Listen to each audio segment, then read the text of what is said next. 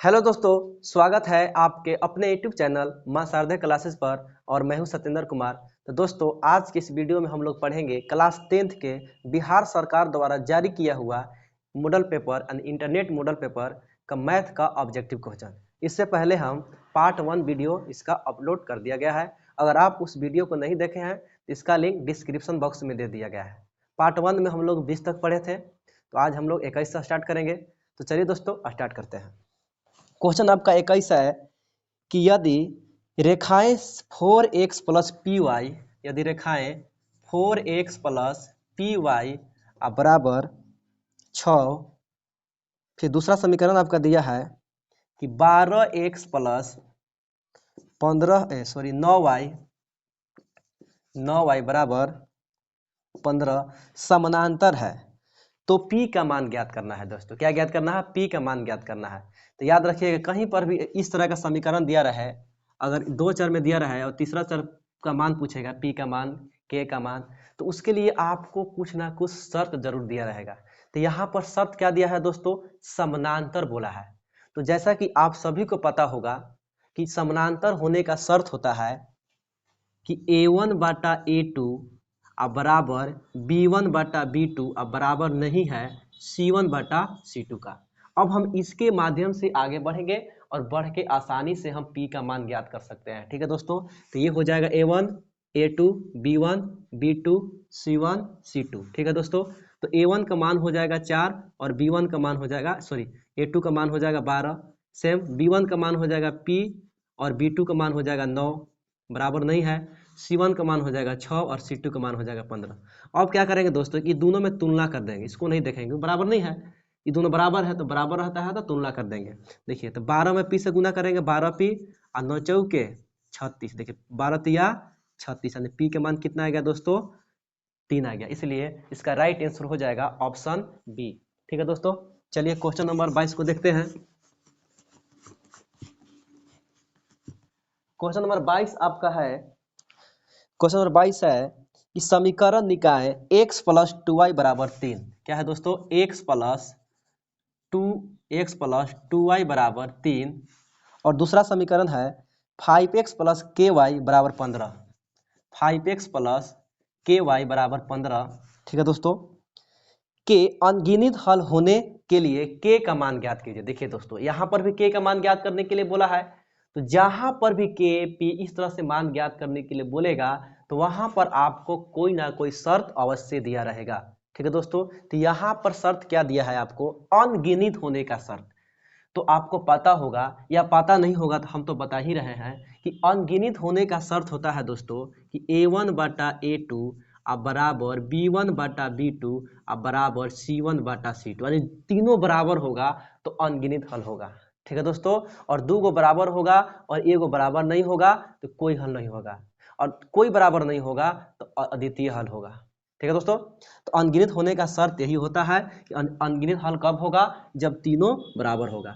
अब देखिए, A1 का मान हो जाएगा, x के गुणांक को बोलते हैं, तो एक कुछ नहीं होता है तो एक होता है तो एक हो जाएगा, और A2 का मान हो जाएगा 5 बराबर B1 का मान हो जाएगा 2 और B2 का मान हो जाएगा k बराबर C1 का मान हो जाएगा 3 और C2 का मान हो जाएगा 5। अब देखिए दोस्तों, या तो 2 बटा k का तुलना इसके साथ कर देंगे या तो 2 बटा k का तुलना इसके साथ कर देंगे। दोनों में से किसी के साथ कीजिएगा आपका राइट आंसर आएगा, दोनों में सेम आएगा।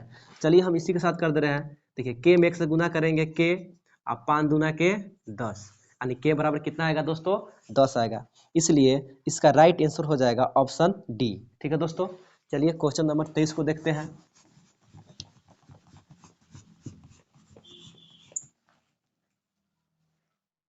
क्वेश्चन 23 आपका है कि निम्नलिखित में से कौन सा द्विघात समीकरण है? ऑप्शन ए में है, आपको बताना है कि कौन द्विघात समीकरण है। तो याद रखिएगा, द्विघात समीकरण उसे कहते हैं जिस जिस समीकरण का अधिकतम घात 2 हो। एक चर वाला ऐसा समीकरण जिसका अधिकतम घात 2 हो उसे द्विघात समीकरण कहते हैं। ठीक है दोस्तों, तो ऑप्शन ए में है x plus 2 into x minus 2 बराबर x square minus 4x Q. देखिए, इसमें तो पावर क्यू है, अधिकतम घात कितना होना चाहिए दोस्तों? 2 होना चाहिए। तो ऑप्शन ए ऐसी गलत हो गया। ऑप्शन बी है x प्लस 2, क्या है दोस्तों?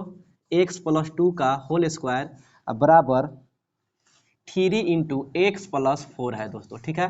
इसको सोल्व करेंगे, ए प्लस बी का होल स्क्वायर, तो ए स्क्वायर यानी एक्स का स्क्वायर करेंगे X square plus B square, 2 का स्क्वायर करेंगे 4 प्लस 2ab, तो 2 दूना के 4x हो जाएगा, बराबर इसमें गुना कर दीजिए 3x और प्लस 4 तिया 12, सबको इधर ला दीजिए एक्स स्क्वायर प्लस 4 और प्लस 4x, देखिए प्लस में है तो क्या हो जाएगा माइनस में, ये भी माइनस में हो जाएगा, बराबर 0। तो एक्स स्क्वायर देखिए दोनों घटेगा तो घट के क्या आएगा दोस्तों, इसको घटा लीजिए, पहले 4x था यहाँ पर, यहाँ घटेगा तो क्या आएगा x आएगा प्लस x हो जाएगा, और यहाँ घटेगा तो -8 बचेगा, बराबर 0। देखिए अधिकतम घात कितना आया दोस्तों, 2 आया, इसलिए इसका राइट आंसर हो जाएगा ऑप्शन बी, ठीक है दोस्तों। चलिए क्वेश्चन नंबर 24 को देखते हैं। समय ज़्यादा लगेगा लेकिन आपको बहुत ही बेहतरीन तरीके से समझ में आएगा, ठीक है दोस्तों। तो क्वेश्चन नंबर 24 आपका है कि द्विघात समीकरण पी एक्स स्क्वायर, ठीक है दोस्तों, P X square plus Q X plus R, क्या दोस्तों ये है के मूल है, यानी आपको मूल बताना है, यानी मूल का मतलब एक्स का मान, ठीक है दोस्तों। तो एक्स बराबर सूत्र लिखा है, द्विघाती सूत्र जिसको बोलते हैं, एक्स बराबर सूत्र होता है minus B plus minus under root B square minus 4ac और बाटा में 2a होता है दोस्तों। अब देखिए सिंपल सी बात है, मान बैठा देना है, सिर्फ माइनस के माइनस रहेगा, b के मान देखिए एक्स के गुणांक को b बोलते हैं और एक्स स्क्वायर के गुणांक को a बोलते हैं, और शेष पद जो बच जाता है वो c का मान होता है, ठीक है दोस्तों। तो क्यू हो जाएगा plus minus under root B square, तो बी कितना क्यू है तो क्यू स्क्वायर हो जाएगा, और माइनस 4 a का मान कितना हो जाएगा दोस्तों p हो जाएगा, और c का मान हो जाएगा r, और बाटा में क्या हो जाएगा दोस्तों 2a यानी 2p। अब देखेंगे कि ऑप्शन में कहाँ है दोस्तों, माइनस क्यू प्लस माइनस, देखिए minus Q plus minus under root Q square और -4pr बटा में 2a, यानी राइट आंसर इसका आंसर हो जाएगा ऑप्शन बी, ठीक है दोस्तों, ऑप्शन बी। चलिए क्वेश्चन नंबर 26 को देखते हैं। क्वेश्चन नंबर 26 क्या दिया है, पहले इसको मिटा ले रहे हैं, क्लीन कर दे रहे हैं बोर्ड को। चलिए क्वेश्चन नंबर 26 है कि द्विघात समीकरण 6x स्क्वायर, क्या है दोस्तों 6x स्क्वायर प्लस 6x, ठीक है दोस्तों, और प्लस 1 और बराबर 0 है, ठीक है दोस्तों।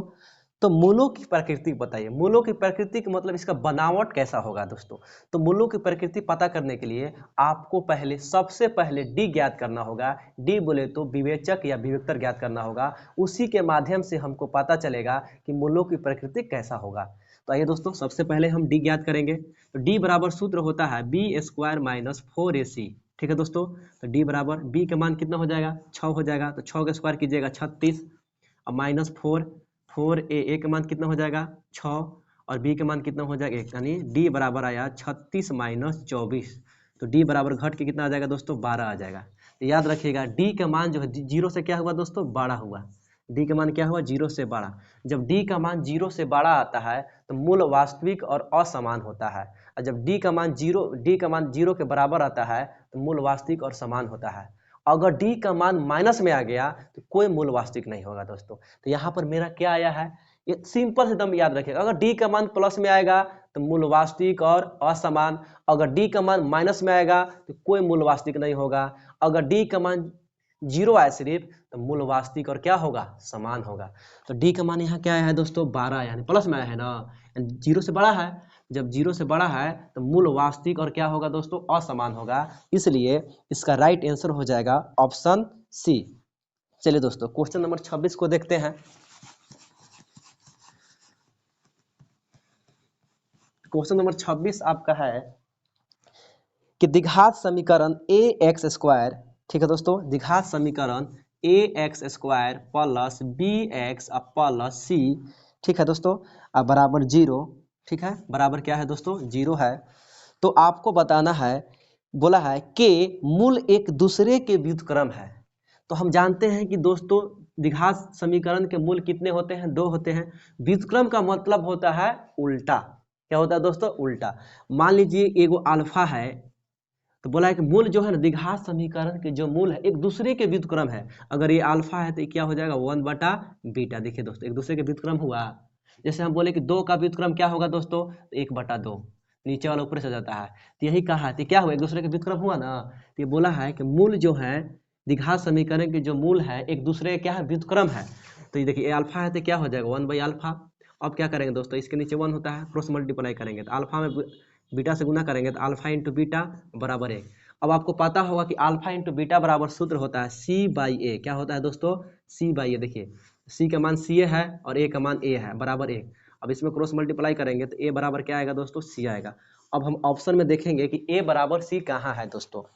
ऑप्शन देख ले रहे हैं, A बराबर C है या C बराबर A, यानी ऑप्शन बी। इसका राइट आंसर क्या हो जाएगा दोस्तों, ऑप्शन बी। चलिए क्वेश्चन नंबर 28 को देखते हैं। क्वेश्चन नंबर 28 आपका है,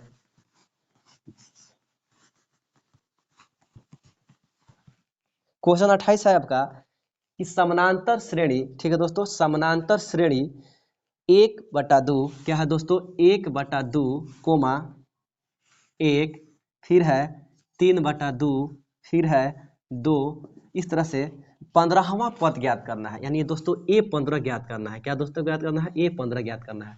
तो याद रखिएगा, अगर हमको A और D का मान दिया रहे तो दुनिया के कोई भी पद आसानी से ज्ञात कर सकते हैं। ठीक है दोस्तों, क्या A और D का मान दिया रहे, 7वां पद, 8वां पद, लाखवां पद, 100वां पद, 15वां पद, 16वां पद, सब भी ज्ञात कर सकते हैं। ठीक है ना। देखिए दोस्तों, तो क्या करना है आपको, सबसे पहले अर्थमेटिक समानांतर श्रेणी है, सॉरी ये क्या है, AP में दिया हुआ है। तो सबसे पहले हम कोई भी पद ज्ञात करना हो, आपको सबसे पहले A और D का मान ज्ञात करना होगा। ठीक है दोस्तों, तो A का मान कितना हो जाएगा, 1/2 हो जाएगा, और D ज्ञात करते हैं, अगला में से पिछला को क्या करते हैं, घटा देते हैं।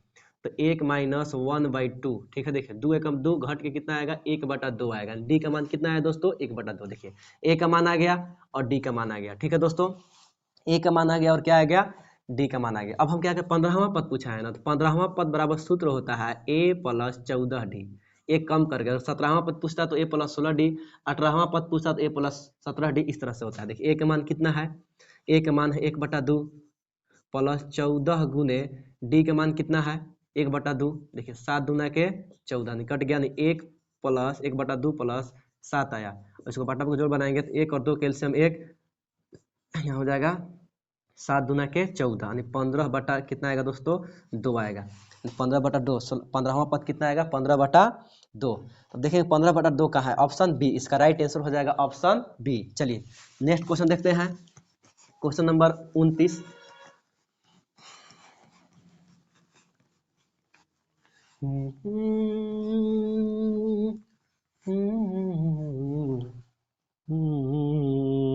चलिए क्वेश्चन नंबर 29 है कि निम्नलिखित में कौन समानांतर श्रेणी में नहीं है। दोस्तों ऑप्शन डी जो है समानांतर श्रेणी में नहीं है, क्योंकि अब देखिए ऑप्शन ए, ऑप्शन बी और ऑप्शन सी को हल करेंगे तो बहुत ज़्यादा टाइम लग जाएगा, इसलिए ऑप्शन डी जो है समानांतर श्रेणी में नहीं है। अब समानांतर श्रेणी में नहीं है, कैसे नहीं है, तो आइए समझते हैं, ऑप्शन डी को ही माध्यम से समझ लेते हैं।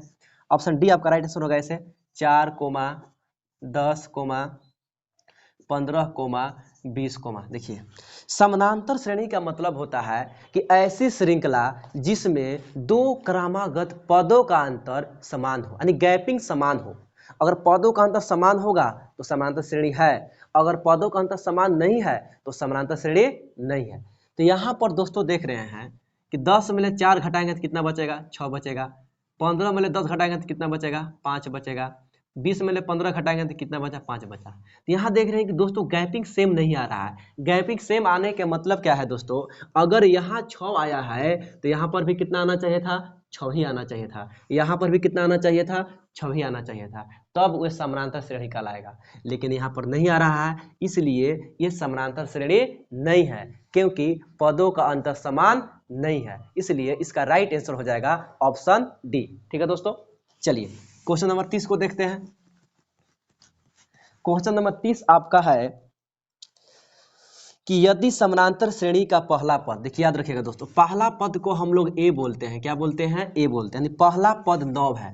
जिस तरह से क्वेश्चन में आपको जो भी कुछ दिया है उसको लिख लिया करते हैं। ठीक है, चलिए उसके बाद बोला है कि सार्व अंतर -3 है। सार्व अंतर बोले तो डी, यानी डी का मान कितना है, -3 है। तो इसके प्रथम 12 पदों का योग ज्ञात कीजिए। 12 पदों का योग ज्ञात करना, इस 12 बराबर 1। तो हम लोग जानते हैं कि योग ज्ञात करने का सूत्र होता है n/2 2a + n - 1 × d। ठीक है दोस्तों, 12 पदों के योग, n का मान कितना है, 12, यानी इस 12 लिख दिए। देखिए जहाँ जहाँ n होगा ना, nवे की जगह पर ना 12 है, तो जहाँ जहाँ n होगा वहाँ का रखेंगे 12/2 हो जाएगा। 2 गुने a का मान कितना है 9 प्लस n का मान कितना हो जाएगा 12 - 1 और d का मान है -3। ठीक है दोस्तों, चलिए तो s 12 बराबर 6 दूना के 12 कट जाएगा। देखिए 9 दूना के 18 प्लस देखिए तो 12 घटेगा तो कितना बचेगा 11, 11 बचेगा तो 11 और गुने -3, देखिए तो माइनस प्लस -33 हो जाएगा दोस्तों। क्या हो जाएगा -33, 11 बचेगा ना, तो प्लस माइनस क्या हो जाएगा माइनस, और -3 में गुना कर जाएगा तो -11 33 हो जाएगा, -11 × 33। ठीक है, तो s 12 बराबर हो जाएगा आपका 6 गुने घटा दीजिए तो घटाइएगा तो कितना आएगा -15 आएगा। कितना आएगा दोस्तों -15 आएगा। तो s बराबर आपका आ गया 15 × 6 = 90 यानी -90। अब देखेंगे कि ऑप्शन कहाँ है -90, तो इसका राइट आंसर हो जाएगा ऑप्शन, कौन सा क्वेश्चन था जी 30 था ना, इसका राइट आंसर हो जाएगा ऑप्शन सी। चलिए आगे की ओर देखते हैं हम लोग।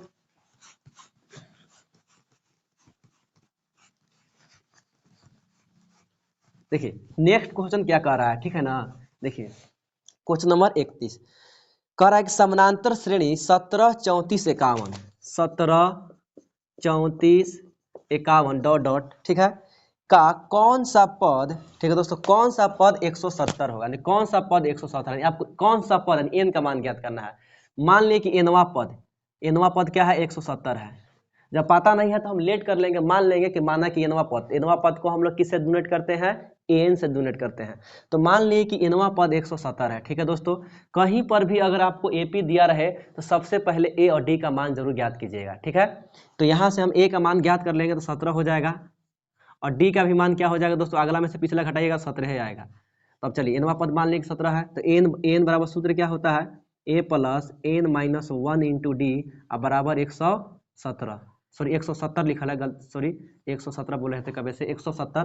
ठीक है, तो ए का मान कितना हो जाएगा 17 plus N minus 1 into D का मान कितना हो जाएगा 17 ही है और बराबर 170। देखिए ये प्लस में इसको इधर भेजेंगे तो काम हो जाएगा माइनस में, यानी एन माइनस 1 इंटू 17 बराबर 170 माइनस 17। ठीक है दोस्तों, तो एन माइनस 1 इंटू 17 घटा दीजिए 3 63 बचेगा। कितना बचेगा दोस्तों 63 नहीं 53 बचेगा, 153 बचेगा। अब देखिए तो एन माइनस 1 बराबर 153, देखिए गुना में है तो इधर क्या हो जाएगा भागा में, तो 17 नवा 53 से होता है। क्या होता है दोस्तों 17 नवा 53 से, तो एन बराबर आ गया एन माइनस 1 बराबर 9। तो एन बराबर देखिए माइनस में है तो क्या हो जाएगा प्लस में, 9 + 1, तो एन बराबर कितना हो जाएगा दोस्तों 10। इसलिए इसका राइट आंसर हो जाएगा ऑप्शन, इसका राइट आंसर हो जाएगा ऑप्शन 10 का है जी 10वां पद, इसका राइट आंसर हो जाएगा क्या ऑप्शन बी। ठीक है दोस्तों, चलिए आगे की ओर देखते हैं।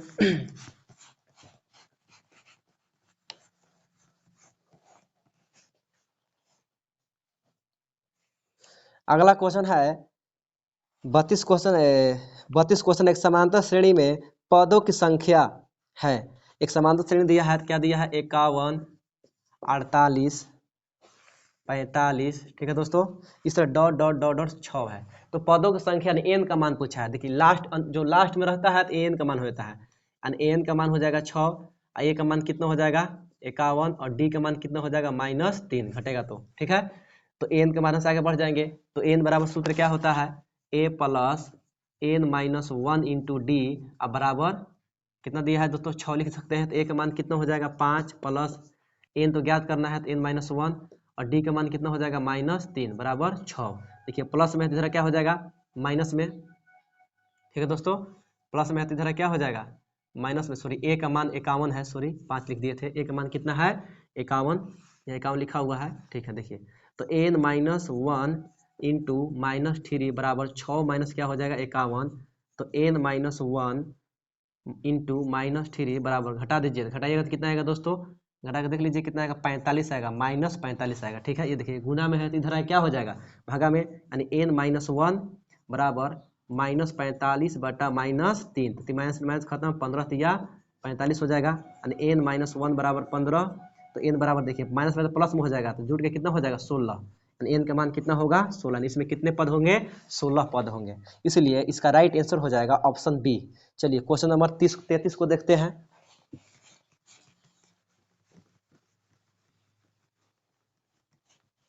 देखिए क्वेश्चन नंबर 33 आपका है 0 और 50 के बीच विषम संख्याओं की संख्या बताइए।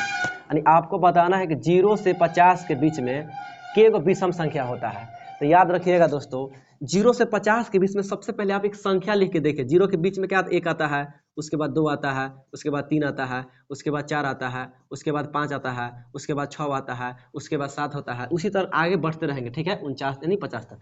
अब यहाँ से हमको क्या पता चला दोस्तों, 1 क्या है, सम संख्या, 2 क्या है, विषम संख्या, 3 क्या है, सम संख्या, 4 क्या है, विषम संख्या। दोस्तों हमको यहाँ से ये पता चला कि एगो सम संख्या आ रहा है, एगो क्या आ रहा है, विषम संख्या आ रहा है। इसका मतलब कि आधा सम संख्या होगा और आधा क्या होगा दोस्तों, विषम संख्या होगा। तो 0 से 50 के बीच में विषम संख्या 25 गो होगा और सम संख्या भी के गो होगा, 25 गो होगा। इसलिए इसका राइट आंसर हो जाएगा ऑप्शन ए।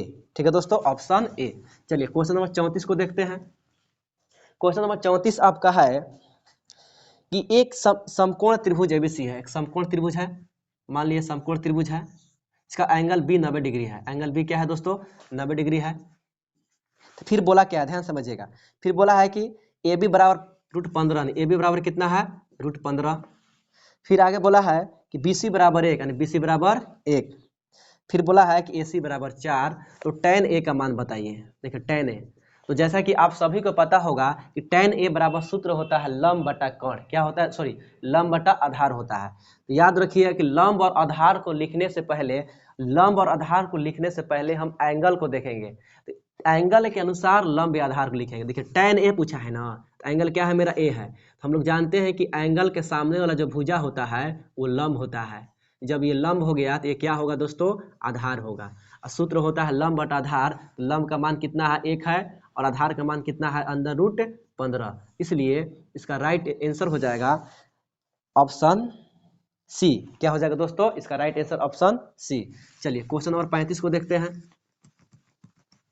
क्वेश्चन नंबर 35 आपका है कि कॉसेक थीटा बराबर, ठीक है दोस्तों, कॉसेक थीटा बराबर के है।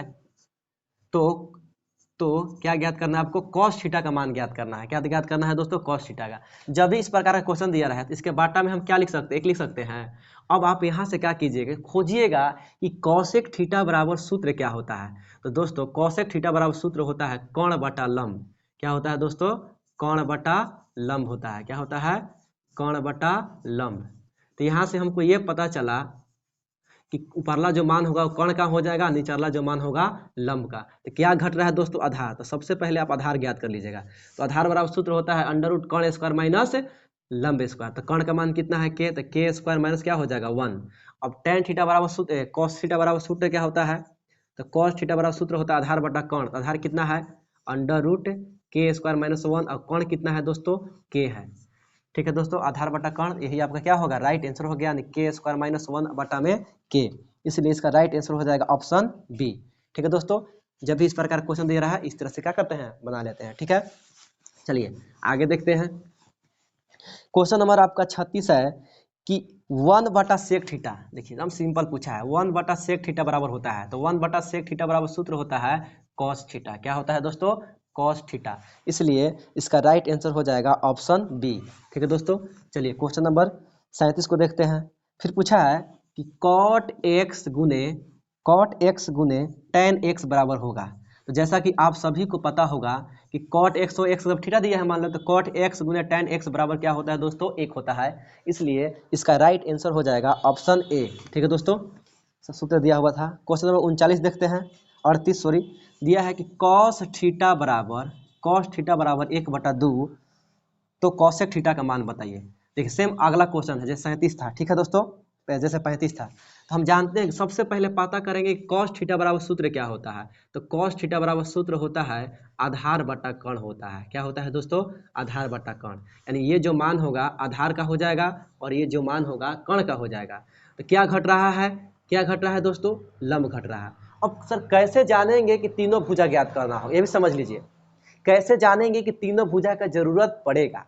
देखिए अगर यहाँ अगर कॉस थीटा दिया है, अगर सेक का पूछेगा तो समझिए कि तीसरा भुजा नहीं ज्ञात करना है। अगर विपरीत पूछेगा, कॉस थीटा दिया है, अगर सेक थीटा का पूछता तो यही में काम चल जाता है। लेकिन पूछा है, विपरीत पूछा है, नहीं पूछा है। जब विपरीत नहीं पूछा है समझिए कि तीसरा भुजा ज्ञात करना ही होगा। लंब बराबर, तो लंब बराबर सूत्र क्या होता है, अंडर रूट कौन स्क्वायर, 2 के स्क्वायर कीजिएगा 4 और 1 के स्क्वायर कीजिएगा तो घट के कितना आ जाएगा दोस्तों, अंडर रूट 3। अब कोसेक थीटा बराबर सूत्र क्या होता है, तो कोसेक थीटा बराबर सूत्र होता है कर्ण बटा लंब, तो कर्ण कितना है 2 और लंब कितना है √3, 2 बटा √3 इसका राइट आंसर हो जाएगा option A B, option B इसका राइट आंसर हो जाएगा। ठीक है दोस्तों, चलिए क्वेश्चन नंबर 39 को देखते हैं। क्वेश्चन नंबर 39 आपका है कि यदि थीटा बराबर 45 डिग्री, यदि थीटा बराबर 45 डिग्री है तो sec theta plus cosec theta का मान क्या होगा दोस्तों। देखिए सेक थीटा तो सेक 45 डिग्री हो जाएगा, क्या हो जाएगा दोस्तों, सेक 45 डिग्री और प्लस कॉसेक 45 डिग्री हो जाएगा। ठीक है दोस्तों, तो हम जानते हैं कि सेक 45 डिग्री का मान होता है √2 और प्लस कॉसेक 45 डिग्री का मान होता है √2। जब इसको जोड़िएगा तो 2√2 आएगा, इसलिए इसका राइट आंसर हो जाएगा ऑप्शन डी। ठीक है दोस्तों, अगला क्वेश्चन है क्वेश्चन नंबर 40 है आपका।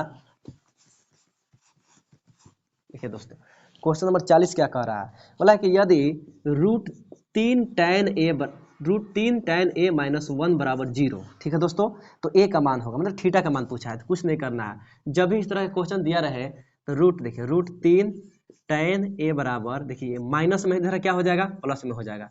अब देखिए कभी भी त्रिकोणमितीय अनुपात अकेले रहना पसंद करता है, वो कहता है कि भाई हम किसी के साथ नहीं रहेंगे। देखिए ये गुना में है, इसको इधर भेजेंगे तो क्या में हो जाएगा, भागा में हो जाएगा। अब देखेंगे कि क्या मान सारणी में इसका मान होता है। अब सर मान सारणी क्यों देख रहे हैं भाई, मान सारणी से क्या आपका संबंध है, इसलिए संबंध है क्योंकि दोस्तों यहाँ पर एंगल का मान पूछा है, तो एंगल कहाँ रहता है, मान सारणी में रहता है। तो हम पता करेंगे क्या 3 बटा √3 मान सारणी में होता है, नहीं होता है। तो इसको हल्का सा हर का परिमेयकरण कर देंगे, क्या कर देंगे दोस्तों, हल्का सा हर का परिमेयकरण कर देंगे। तो देखिए दोस्तों 3√3 हो जाएगा और √3 में √3 से गुना करेंगे ना तो ये कोटवा हट जाएगा, कमीजिया इसका हट जाएगा, यानी रूट हट जाएगा, 3 बचेगा, 3 से 3 खत्म, तो क्या आया √3, यानी tan a बराबर कितना आया √3। अब हम देखेंगे अगर यहाँ tan है तो tan वाला सारणी में देखेंगे, अगर यहाँ साइन होता तो साइन वाला सारणी में देखते हैं। अब देखेंगे tan कितना डिग्री का मान होता है √3, तो tan 60 डिग्री का मान होता है √3, इसलिए a का मान हो जाएगा 60 डिग्री। ठीक है दोस्तों, इसलिए इसका राइट आंसर हो जाएगा ऑप्शन बी। ठीक है दोस्तों, आज के लिए इस वीडियो में इतना ही रहेगा, अब अगले वीडियो में हम लोग मिलेंगे, आज के लिए इतना ही।